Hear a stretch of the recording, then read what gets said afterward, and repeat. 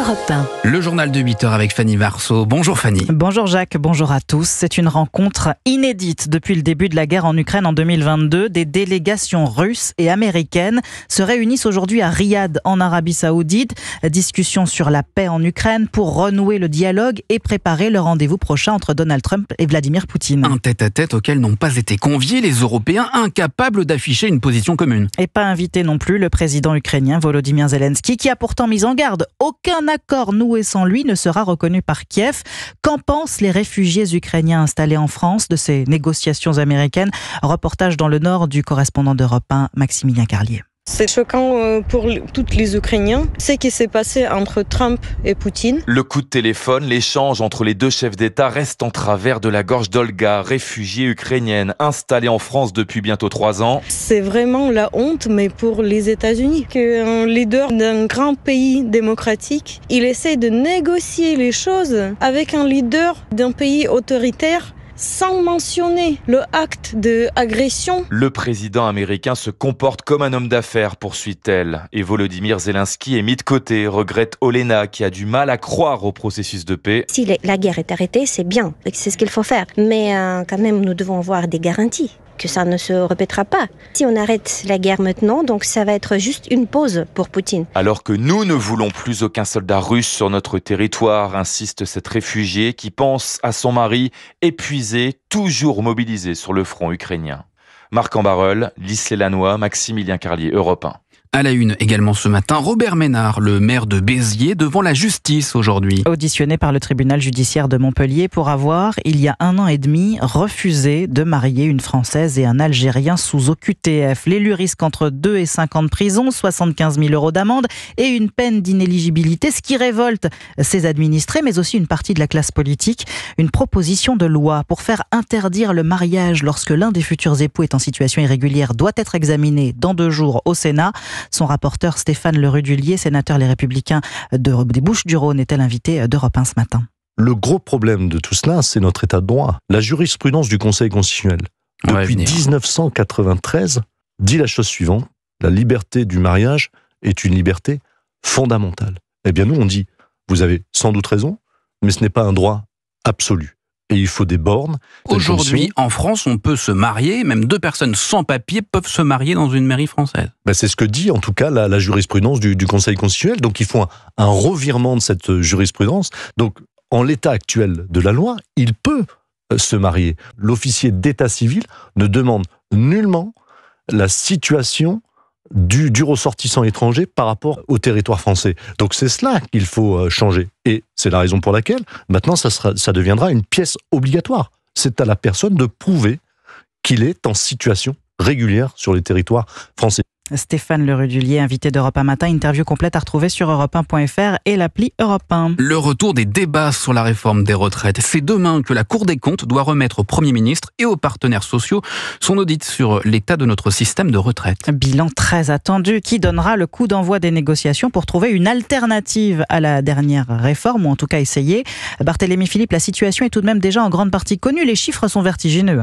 Oui, tout régime confondu, les pensions de retraite coûtent 400 milliards d'euros par an. C'est un quart des dépenses publiques, un montant qui augmente logiquement à mesure que le nombre de retraités progresse. C'est ce vieillissement de la population qui asphyxie le système, estime Bertrand Martineau, économiste à l'Institut Montaigne. Dans une démographie vieillissante, la répartition aboutit mécaniquement à ce que repose une charge de plus en plus forte sur les actifs qui eux-mêmes vont bénéficier d'une retraite de plus en plus faible. Et ce sont les entreprises et les salariés qui supportent le poids des cotisations. 28% de votre salaire brut part dans le financement des pensions. C'est le niveau le plus élevé de l'OCDE, juste après l'Italie. Les projections ne sont pas rassurantes pour le système actuel. Le nombre de retraités doit passer la barre des 20 millions dans 10 ans seulement, avec un ratio cotisants-pensionnés toujours plus faible. Barthélémy Philippe du service économie d'Europe 1 notait ce matin que la CPME, la Confédération des petites et moyennes entreprises, se dit prête à discuter avec les syndicats de l'âge de départ à la retraite à 64 ans.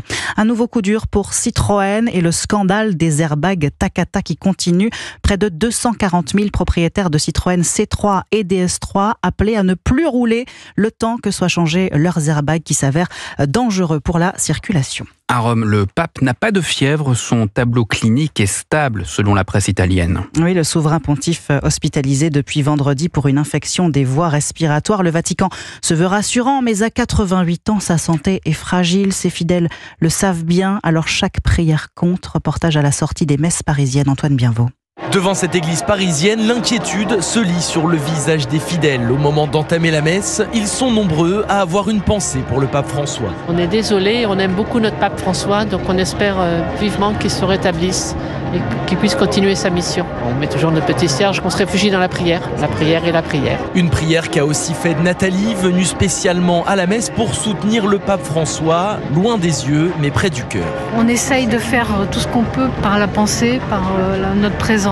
Comme on ne peut pas être là-bas, on fait ce qu'on peut ici. Voilà. À ses côtés, Florence a elle aussi une pensée pour le souverain pontife qu'elle affectionne tout particulièrement. Oui, j'ai prié pour lui à la messe aujourd'hui. Je pense qu'il a fait énormément de bien à l'église et surtout il a été là à des périodes de crise assez importantes. Et moi je suis hyper sensible à son message sur l'écologie et je pense qu'il a fait beaucoup de bien à des gens qui n'étaient pas forcément chrétiens. Il était le bon pape au bon moment, je pense. Et tout s'assure qu'ils continueront de prier pour le pape dans les prochains jours en espérant une guérison rapide.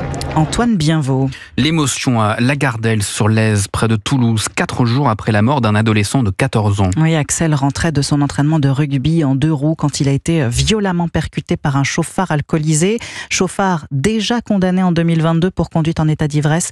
Il a été placé en garde à vue pour homicide involontaire aggravé. Vous écoutez Europe 1 matin, il est 8h08. C'est un événement dans le monde de l'intelligence artificielle. Elon Musk a présenté cette nuit la nouvelle version de son robot conversationnel. Il s'appelle Grok 3. Nous pensons qu'il sera meilleur que tout le reste, a assuré le milliardaire américain, alors que la concurrence sur le marché de l'IA est extrêmement forte. Premier rivaux d'Elon Musk, ChatGPT et DeepSeek. Mais pour leur damer le pion, le bras droit de Donald Trump ne reculera devant rien. Écoutez.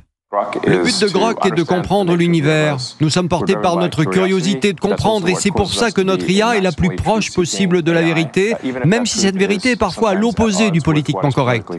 Bonjour Aurélien Fleureau. Bonjour Fanny, bonjour à tous. Journaliste au service économie d'Europe 1. Elon Musk présente cette IA comme, je cite, la plus intelligente sur Terre. Ça manque pas d'ambition. Est-ce que c'est vrai ? Alors, selon les chiffres et les graphiques présentés par Musk et son équipe, oui, Grok 3 est plus puissant, plus rapide. Et ce qui a permis cette progression fulgurante depuis quelques semaines, c'est le recours à un immense data center basé à Memphis, nourri de 200 000 processeurs du modèle le plus avancé de Nvidia.